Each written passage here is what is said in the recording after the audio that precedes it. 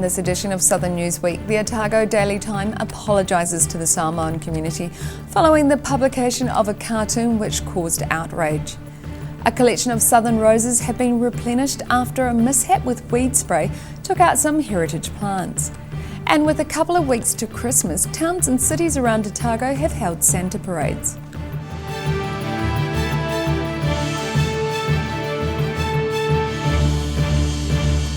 Kia ora, good evening, I'm Melissa Barton. On Tuesday, the Otago Daily Times published a cartoon by Garrick Tremaine, making reference to the measles crisis in Samoa. The paper's editor, Barry Stewart, apologised to protesters gathered outside the newspaper's headquarters, saying the cartoon should never have been published.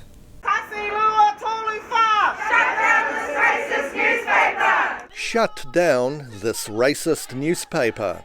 Protesters make themselves heard outside the doors of the Otago Daily Times at lunchtime today. The protest comes after the printing of a cartoon by Garrick Tremaine in the previous day's newspaper, a cartoon seen by many around the world as making fun of the measles epidemic in Samoa, where the death toll is now 60, with almost half being babies aged less than 1 year old. We stand with the people in Samoa in the middle of a crisis, locked deep in trauma. Can you imagine them making a mockery cartoon about the people that were lost in the Pike River mine? No, they wouldn't. But those are white lives, you see. We can't laugh and make a joke about them. The protesters say the cartoonist has been ridiculing Pacific cultures for decades. So we think about Garrick Tremaine and what he did yesterday, and he's been doing this for 30 years. And this newspaper has given him the platform, given him the space to keep on producing racist and offensive cartoons. The newspaper's editor Barry Stewart met the group and repeated the apology he had both put online and printed in today's paper. The content of the cartoon was insensitive, and I apologise without reservation for publishing it. I am personally embarrassed, and I'm also deeply upset for my colleagues who have been tainted by this error in judgment. Children in Samoa, gee? What the hell? It was an error. It was an error, and I'm very sorry. He also says the newspaper will not run any more cartoons by Garrick Tremaine. We have made a decision no longer to run cartoons by Garrick Tremaine while we are working through a review process. It's not an isolated incident with Tremaine though, is it? No, we've had issues. Editor Barry Stewart says he's planning to meet local Samoan leaders and again apologise to them. In Dunedin, the South Today. People in Dunedin over the weekend are being invited to visit Dunedin North Cemetery and smell the roses. Heritage Roses Otago are celebrating the replanting of more than 400 heritage roses at the cemetery after a large number were killed off in a herbicide incident 3 years ago. Heritage Roses Otago convener Fran Rawling admiring the blooms on one of more than 400 roses replanted at the Dunedin North Cemetery. She says the care of the cemetery's roses began after the group found some very old roses growing there. Some members discovered some old roses up here, so we started exploring it a bit more closely, and we found some roses that had been planted with their first burials. Over the last 2 decades, the volunteers have tended the roses and planted many additional ones. While it was very disappointing to have more than 500 roses killed with herbicide 3 years ago, the New Zealand National Register of Heritage Roses has helped them find replacements. And the group have been busy with working bees, such as this one in the middle of last year, to restore the cemetery to its former glory. That's probably a project that will take 5 or 6 years, or even more for some of them. But we have begun to replace a lot of the very, very rare roses that we have here. Rawling says looking after the hundreds of roses in the cemetery is not a straightforward job. It's not only planting, it's finding them, propagating them, doing the database, keeping all our records going. Heritage Roses Otago are very pleased with how the roses have done, and they are inviting the public to come and have a look this weekend. We will provide a free Devonshire tea, we'll provide guided tours, we'll provide a presentation about our work in the cemetery over the last 20 years and a little bit about the history of the cemetery. And we'll have a display table of the different types of roses and some material that we publish. The cemetery will be open for tours from 10 to 5 on both Saturday and Sunday, with Saturday looking likely to be warm and sunny. In Dunedin, the South Today. With less than a month to go before Christmas, towns and cities around Otago and Southland have been holding their annual Santa parades. Last weekend saw the streets of Oamaru, Dunedin and Invermay filled with floats in a celebration of both Christmas and the local communities. Saturday morning saw Oamaru's Christmas parade starting on the Thames Highway and heading south, travelling along Lower Thames Street. The town's cultural diversity was celebrated by the involvement of the Waitaki district's Filipino, Pacifica and Thai communities. The parade also recognised the role agricultural and industrial businesses have played in the growth of the district. Further south on Sunday, an estimated 40,000 people of all ages lined Dunedin's George Street and the Octagon to enjoy the 2019 Santa Parade. Dunedin's cultural diversity was showcased by several of the entering floats, and local wildlife was also celebrated in the parade. We asked one of the many fans who he was looking forward to seeing on the day. Santa. You want to see Santa? Yeah. Are you waiting for a present? Yeah.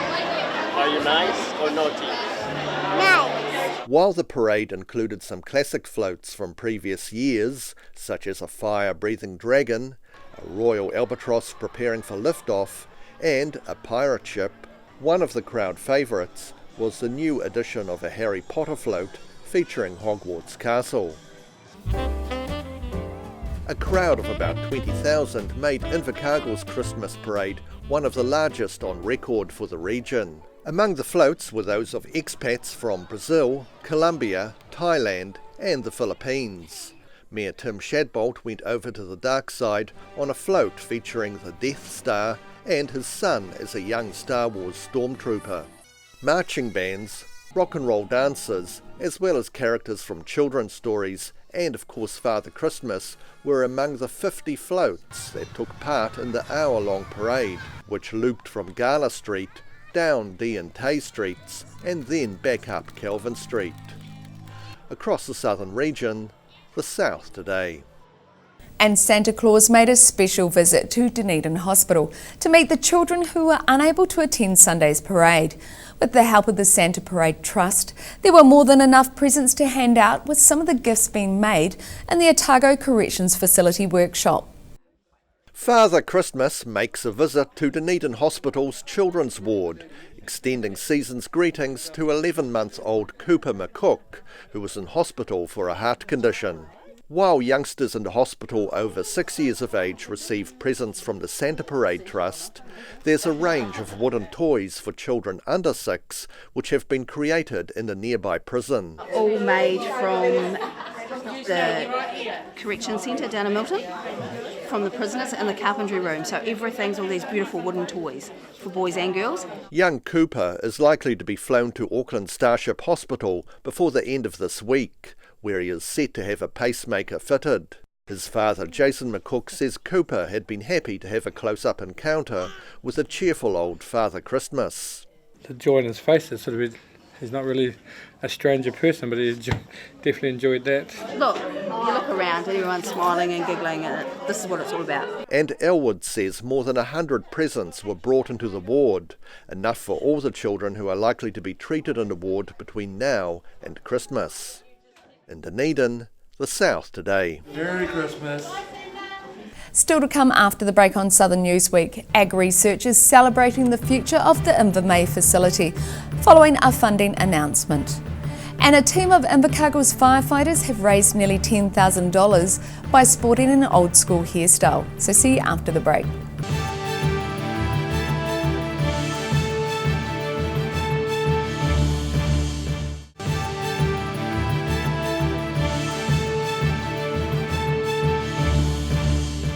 Welcome back. Campaigners are declaring victory in the 6-year fight to save Dunedin's Invermay research campus and the dozens of top science jobs still based there. Dunedin North Labour MP David Clark revealed a letter of expectation sent to Ag Research by Research, Science and Innovation Minister Megan Woods. Mission accomplished. An ecstatic David Clark and other supporters of the Invermay Research Centre are celebrating success after a long battle to save the institution. Since 2014 I've been involved in collecting signatures and pushing the issue in Parliament in opposition. New Zealand First, as our coalition partner, has come in behind this as well, and we're just pleased because now we have saved Invermay. Seen here in footage from 2016, the then opposition MP for Dunedin North was among those spearheading the Save Invermay campaign. Former head of Invermay, Jock Allison, is also pleased with the announcement and says keeping staff at the facility shows good judgment. Yeah, I think the lesson is do what common sense tells you, which there's been a complete lack of it for quite a long time. As part of its future footprint plan, Ag Research had intended to relocate top scientists and support staff from Invermay to Lincoln. But after years of campaigning in Dunedin and Parliament, supporters are pleased with the result. Notification of their success came in a letter of expectation from Research, Science and Innovation Minister Megan Woods. The letter states, "The need to maintain Invermay as a centre of research for the primary sector, especially in respect of sheep genetics and genomics." New Zealand First MP and Lawrence sheep farmer Mark Patterson agrees the outcome is a victory for common sense. We've got world-class, the best sheep genomics scientists in the world, and disbanding that would have been a disaster. Would have set sheep farming back 10 years. It would take 10 years to recover from that. Ag Research's acting chairman Paul Reynolds replied to the minister, confirming Ag Research is committed to maintaining its human and physical capital at Invermay. David Clark says the letter is as clear as the Crown gets about its intentions, and Ag Research's response shows it's got the message. In Dunedin, the South Today.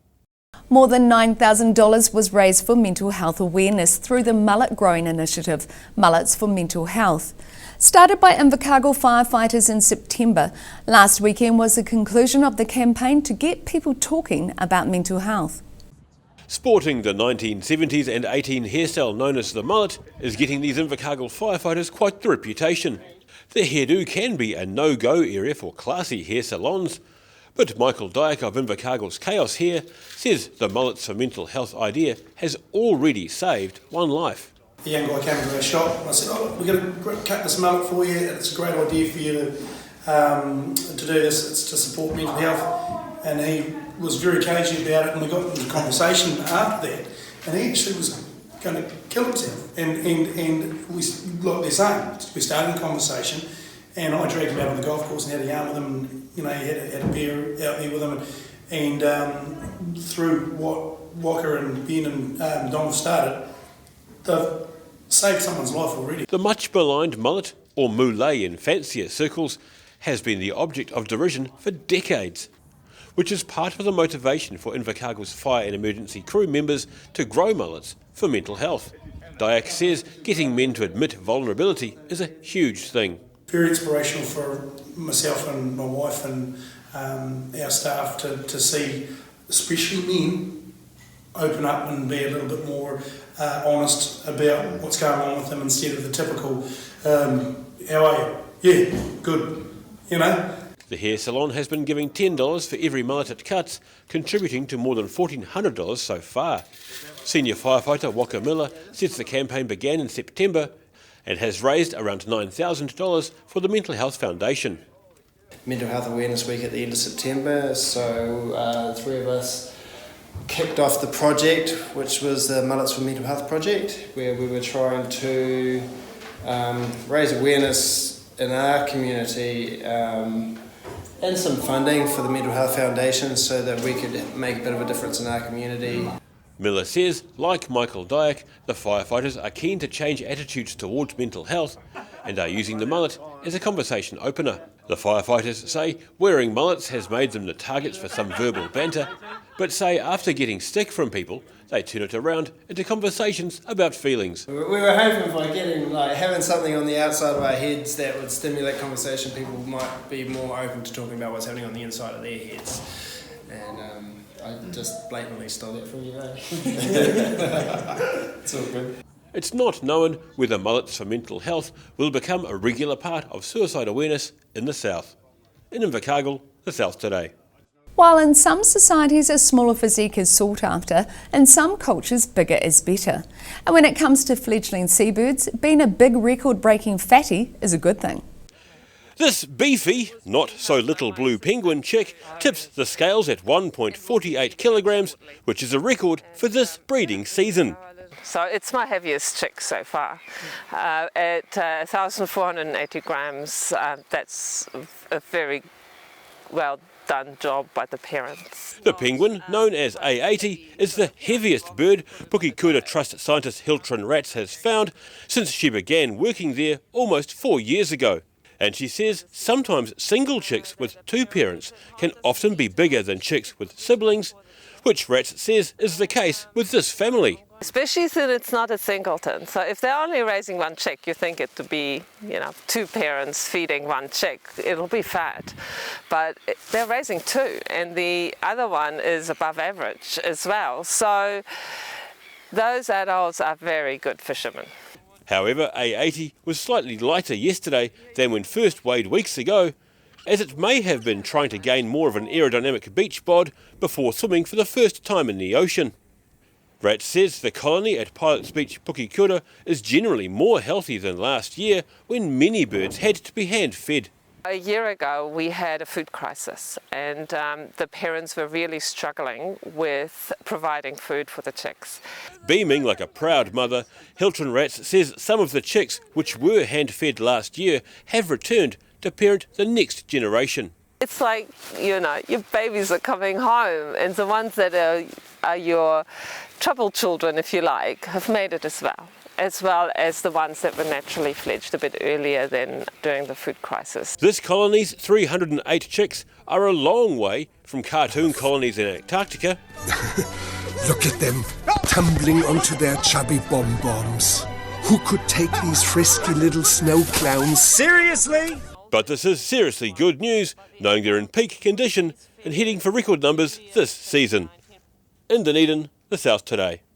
Still to come after the break on Southern Newsweek, a pint-sized conservation dog is rescued from the remote Campbell Islands, and second-hand stores in Dunedin are concerned about increasing landfill fees as more people dump useless items on them. So stay with us.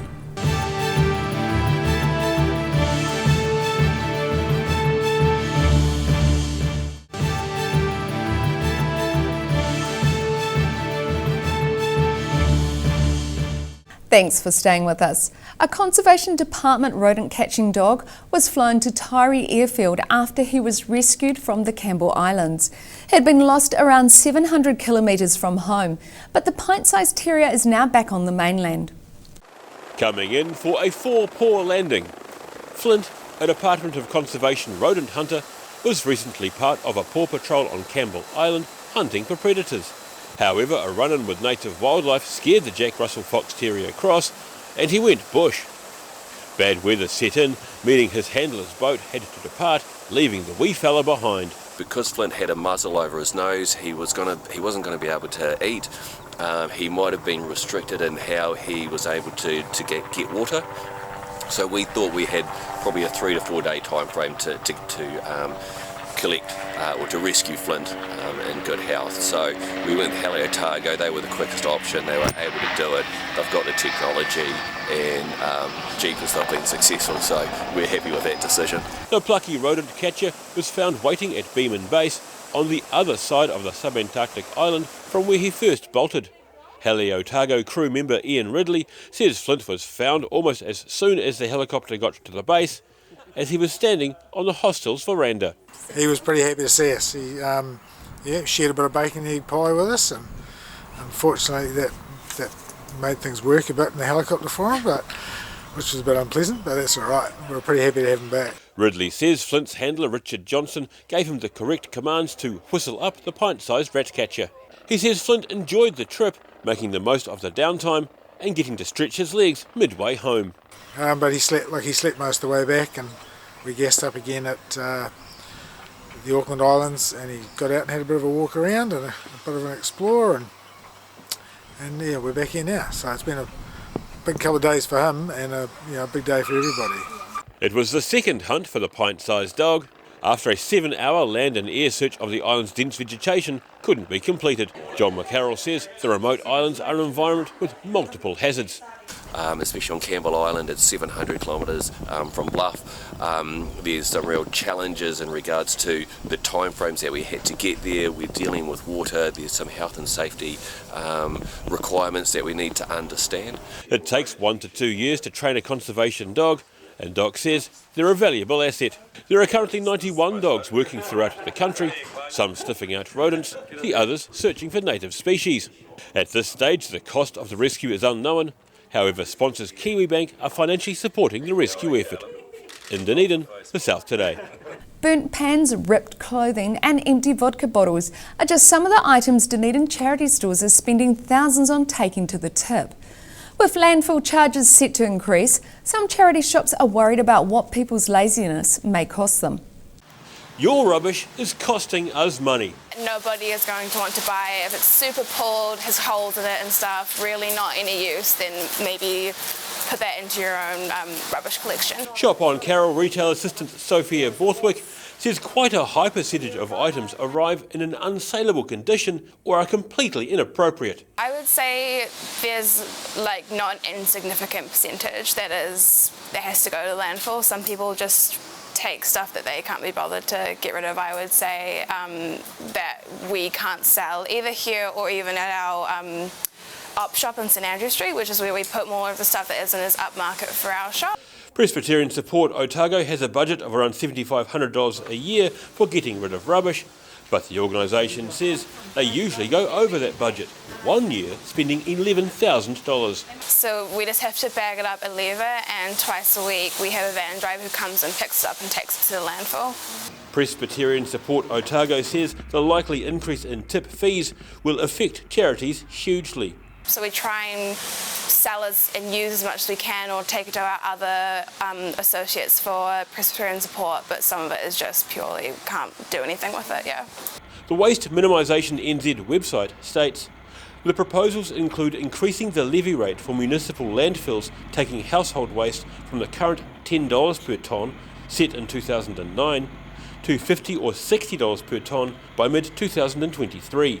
And extending it to cover all landfill types, including industrial, construction and demolition fills, but not clean fills or farm dumps. DCC Waste and Environmental Solutions Senior Strategy and Policy Officer Catherine Irvine says the City Council sympathises with charity op shops when having to deal with rubbish. She says the DCC provides reimbursement grants of up to $400 when using city landfills. In Dunedin, the South Today.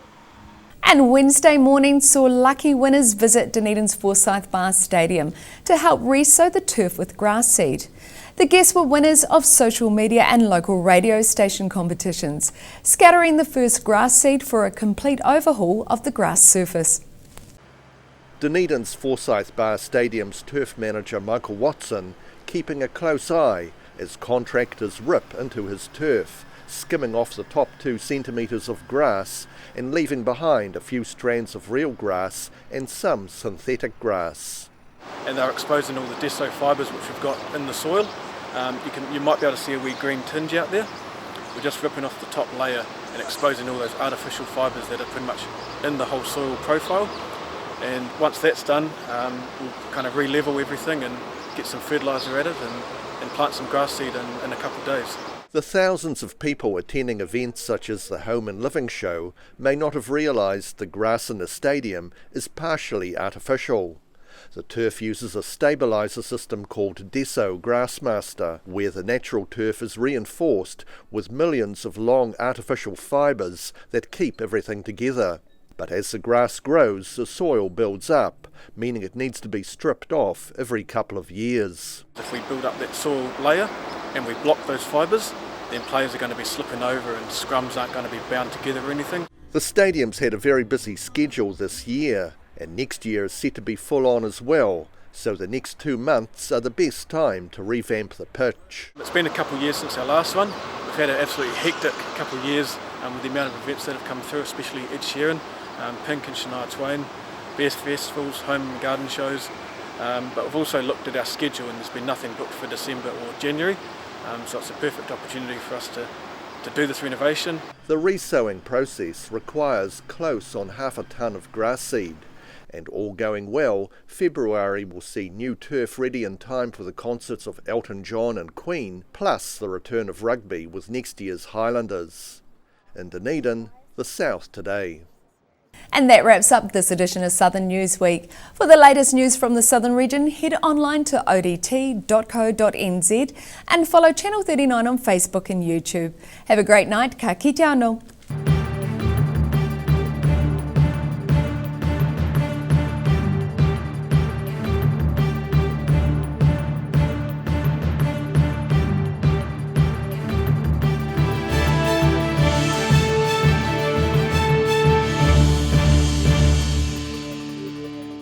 Supporting local content so you can see more of New Zealand on air.